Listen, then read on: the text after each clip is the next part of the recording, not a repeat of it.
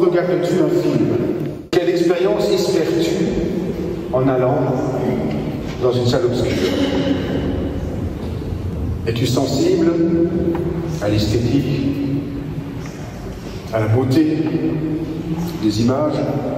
Cherches-tu une émotion? L'émotion d'une trame narrative qui te touche ou d'un récit auquel tu t'identifies et qui te parle? En réfléchissant à cette question, je me suis aperçu que moi, personnellement, je regardais un film un peu comme je lis un texte biblique. En cherchant à identifier au long des séquences le message que le réalisateur cherche à transcrire.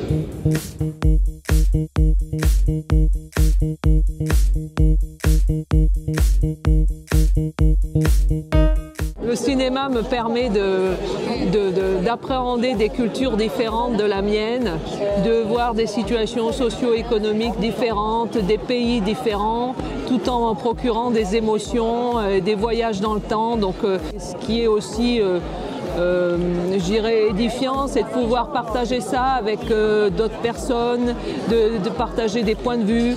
Donc pour l'ouverture d'esprit, c'est tout à fait intéressant, et pour l'émotion, pour la détente, pour la verticalité en tant qu'être humain, c'est tout à fait essentiel dans la vie. Moi, ce que je recherche au cinéma, c'est avant tout de la réflexion. Je sais que beaucoup de personnes cherchent du divertissement. Et moi, je ne vais pas rechercher du divertissement au sens pascalien. Je vais rechercher quelque part un retour à l'essentiel et une ouverture toujours plus grande de mon champ de vision, et toujours davantage d'introspection. Et en ça, je suis extrêmement attirée en général par les drames, enfin tout ce qui parle de l'humain et des questions existentielles. Alors j'aime par exemple, beaucoup, si je vais en citer un seul, je vais Terrence Malick par exemple, qui pour moi, qui m'a beaucoup inspirée, et je dirais même guidée dans mon cheminement personnel. Du point de vue du jury œcuménique dont j'ai la joie de faire partie cette année ici à Cannes, eh bien, je dirais que c'est une expérience absolument merveilleuse, parce que nous sommes tous de pays différents, sauf exception, et nous sommes 6. L'ambiance est très bonne, nous avons de très bons échanges sur des films. Nous trouvons que la sélection cette année est d'excellente qualité, donc tout se passe merveilleusement bien, et nous sommes très heureux. Je suis très cinéphile depuis des années, donc c'était inespéré d'aller au Festival de Cannes en plus comme juré. Et donc je dirais que c'est très intéressant, parce que c'est une expérience assez atypique même dans le rapport au film. On peut voir jusqu'à 3 ou 4 films par jour, et donc c'est un rapport non pas boulimique, mais c'est vrai qu'on enchaîne, on a peu de temps pour laisser infuser, et comme on a des débats entre nous, je trouve que ça tombe à pic, parce que moi j'ai pas le temps toujours j'ai pas 4 heures devant moi en sortant d'une séance, et d'avoir le regard d'autres, et en plus d'autres extrêmement cinéphiles et pointus, me nourrit énormément.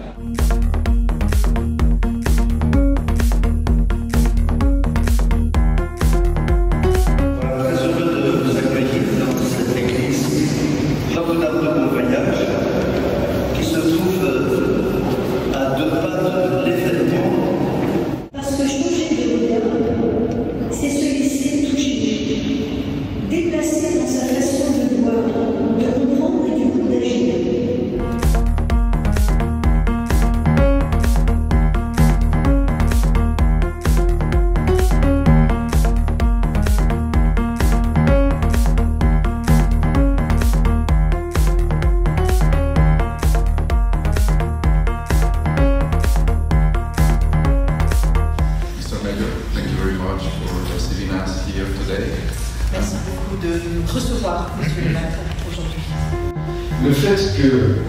au sein d'un festival artistique, des femmes et des hommes de la religion, du christianisme, essaient de mettre en exergue la spiritualité des œuvres, et pour nous un combat qui dépasse de loin un combat qui serait religieux ou chrétien, mais qui est celui de l'universalité qui distingue l'être humain de l'autre espèce animale, de celui de cette liberté étourdissante qui ne peut s'incarner, pardonnez-moi le terme aussi, que dans la responsabilité, qui fait que le cinéma, comme l'art,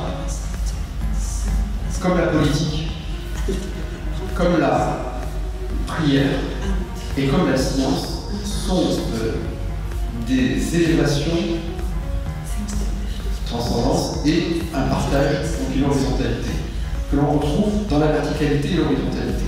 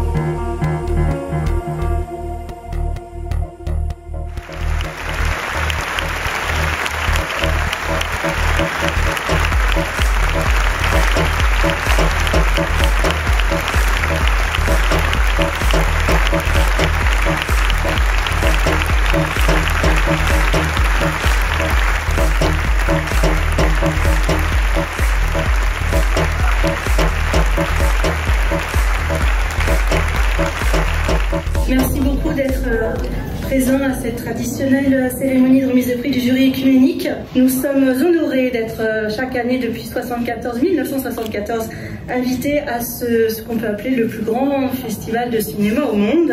Et puis on est très heureux d'être accueillis dans ce très très beau salon des ambassadeurs depuis plusieurs années. Car c'est un chef-d'œuvre des arts cinématographiques avec un petit bijou avec des qualités poétiques. À travers des caractères différents, l'auteur communique un puissant récit d'espérance, de beauté et de transfiguration dans la vie quotidienne. La dignité qui émerge de son travail, qui le fait bien, du respect et de soin des enfants, des adultes, des plantes et des arbres, donne un sens très profond d'émerveillement et montre des valeurs universelles qui manquent dans nos sociétés actuelles. Nous trouvons que ce film est une grâce pure. Perfect Days by Reinvented.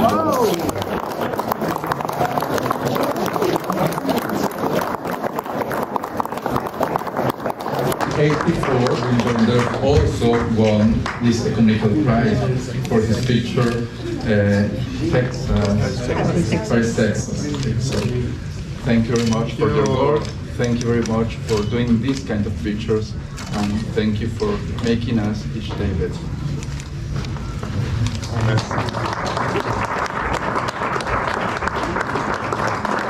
Je suis vraiment très ému parce qu'on a en effet fait, pour ainsi dire, un film spirituel. Parce que ça parle d'un homme pour qui tous les autres, toutes les plantes et surtout tous les arbres et surtout la lumière sont sacrés.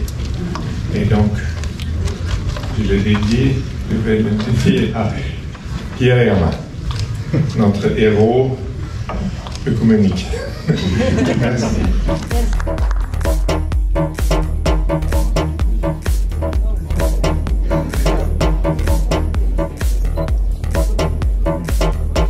Perfect Days, moi ça a été vraiment un coup de cœur et je pense qu'il va, alors non pas qu'il va me poursuivre, mais moi je vais le poursuivre parce que me référer souvent à lui, parce qu'il m'a vraiment bouleversée, touchée sur la question notamment du sens de la vie. Pour moi, Perfect Days, c'est un chef-d'œuvre, c'est un bijou et je le recommande absolument et il est hautement spirituel. C'est un plaisir d'être attaché de presse du jury œcuménique parce qu'on rencontre des gens du monde entier, des gens bien différents les uns des autres qui sont surpris d'être ensemble. Et puis moi je suis surprise de voir la diversité et d'être d'accord avec eux alors que sur des films, alors qu'on n'a pas forcément les mêmes goûts, mais on trouve toujours un angle qui le fait bien. Et puis de les voir aussi émus quand ils remettent le prix, et cette année notamment à Wim Wenders, et puis la mention spéciale à Ken Loach, sans oublier ce film Ken Loach qui sait nous parler à nos émotions avec toujours autant de simplicité, d'efficacité, parce que c'est un très très beau scénario. Et voilà, et le jury était particulièrement ému et je crois qu'ils ont passé un très très bon festival. En tout cas moi avec eux, j'ai passé un très bon festival. On a fait beaucoup d'interviews, il y a eu de beaux articles dans la presse. Voilà, c'était pour eux une fois dans leur vie comme ils disent. Et je pense que s'ils pouvaient revenir tous les ans, ils le feraient, mais c'est pas possible. J'ai vraiment vécu en tout cas un festival de Cannes passionnant et je peux dire que c'est vraiment passionnant d'être pasteur ici dans cette ville. Et je pense vraiment que les chrétiens doivent être présents dans ce type d'événement. En tout cas, c'est un lieu de témoignage de la foi chrétienne dans un milieu où toutes les idées sont brassées, mais il y a la petite musique de l'évangile qui résonne là.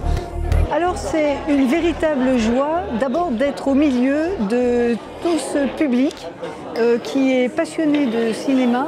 Et alors ce qui est formidable, c'est que dans les files d'attente, on peut discuter avec des gens qui viennent de tous les horizons, les gens viennent du monde entier, sont de toutes sortes de confessions. Et ça c'est aussi très intéressant. En plus, on peut discuter des films qu'on a vus. Et ça aussi c'est très intéressant, c'est des rencontres complètement fortuites mais qui sont toujours passionnantes. Et puis il y a une dynamique aussi qu'on sent parce que j'ai trouvé que les films que j'ai vus, tous, quels qu'ils soient, ils avaient quelque chose de profond sur l'humain, sur l'être humain, sur les relations entre les gens. Alors j'ai été très touchée par un film qui s'appelle Les Feuilles Mortes. Il y a quelques films qui m'ont beaucoup marqué, à commencer par Zone of Interest de Jonathan Glazer, qui nous plonge dans l'horreur concentrationnaire. Mais c'est un film qui est très subtil parce qu'on ne voit rien, par contre on entend beaucoup de choses. C'est un travail sur les sons, c'est un travail aussi sur l'extérieur de ces camps, où on suit le quotidien tout à fait banal d'une famille dont le chef de famille est un des bourreaux SS. Du camp d'Auschwitz et c'est un travail absolument remarquable sur la suggestion et sur la banalité du mal. Un autre film que j'ai beaucoup aimé dans un registre très différent, c'est le film de Aki Kaurismäki, le finlandais, Les Feuilles Mortes, qui est une très belle histoire intimiste, une histoire de deux solitudes qui se rencontrent. Et c'est aussi une belle déclaration d'amour au cinéma parce que ce film est ponctué de clins d'œil très évidents à certains films qui ont jalonné le 7e art. J'ai un autre coup de cœur dans un tout autre registre, c'est Anatomie d'une chute. Alors là, j'ai moins décelé un fil spirituel, mais j'ai décelé quand même le génie de la réalisatrice pour parler de la complexité des relations. Mon coup de cœur, il y en a plusieurs. Il y a Zone of Interest que je trouve assez passionnant par son dispositif, ce que ça raconte assez simplement. Hein, voilà. J'aime aussi beaucoup Anatomie d'une chute avec la même actrice, Sandra Hüller, qui est vraiment étonnante parce qu'on a l'impression qu'elle est différente dans les deux films. Enfin, c'est normal, c'est son métier, mais c'est vraiment un personnage à part. Autant dans Zone of Interest, elle marche raide, et puis dans l'autre film, elle est beaucoup plus tendre et beaucoup plus affectée. Et puis j'ai beaucoup aimé le Kaurismäki, qui est d'une simplicité à la fois cruelle et en même temps pleine de tendresse. Et puis, c'est vraiment plus qu'intéressé parce qu'il y en a plusieurs. J'aime beaucoup bien sûr le film de Wim Wenders pour sa simplicité, un film quasiment sans dialogue ou presque, avec un acteur absolument étonnant qui raconte... c'est une histoire de rituel, et c'est un joli rituel chaque jour. Et puis c'est tout simple, quoi. Voilà, c'est la simplicité de Wenders qui atteint vraiment des summums extraordinaires. Comme pasteur de paroisse, aller au cinéma, c'est un grand événement parce que j'ai pas souvent beaucoup le temps de le faire. Et Cannes a vraiment permis que je puisse renouer avec tout ça. Et j'ai fait financer une grande partie de mes études et de langue et de théologie en travaillant au cinéma, localement à Oxford et à Cambridge. Du coup, aller au cinéma, c'est aussi renouer avec un passé relativement intense Et je dirais, dans mon adolescence aussi, je choisissais aussi d'aller au cinéma un peu, qu'est-ce qu'on peut dire, dans la transgression. Je suis allée voir Apocalypse Now à l'âge de 15 ans seulement, et normalement on devait avoir 18 ans, bon, avec l'accord parental, mais quand même. Du coup, c'est aussi renouer avec un passé pour moi, et puis on y va pour le plaisir, et j'ai toujours du plaisir à aller au cinéma. Quand j'ai l'occasion de choisir, bon, souvent c'est pendant que nous sommes en vacances avec mon mari, souvent quand nous sommes à Berlin, on choisit d'aller voir des films un peu complètement qu'on trouve absolument nulle part ailleurs, mais je choisis aussi pour le plaisir, mais pour quelque chose qui va me nourrir, ou que je pense va me nourrir, quand j'ai la possibilité de choisir. Et puis, de l'autre côté, quand on me propose d'aller au cinéma, je vais y aller et puis je vais me laisser surprendre, on va dire. Voilà. Globalement, la sélection était très bonne, je trouve, cette année. On a trouvé du sens dans presque tout ce que nous avons vu. Et ça, c'est étonnant, et on a trouvé des cinéastes, des réalisateurs qui voulaient travailler le sens, qui voulaient travailler le beau aussi. On est descendu aussi dans des situations très difficiles à travers la sélection de cette année, pas seulement, hein, mais ça nous a frappé. Mon coup de cœur personnel, le premier film dans lequel j'ai pleuré était vers la fin, mais pas tout à fait à la fin. C'était le film finnois.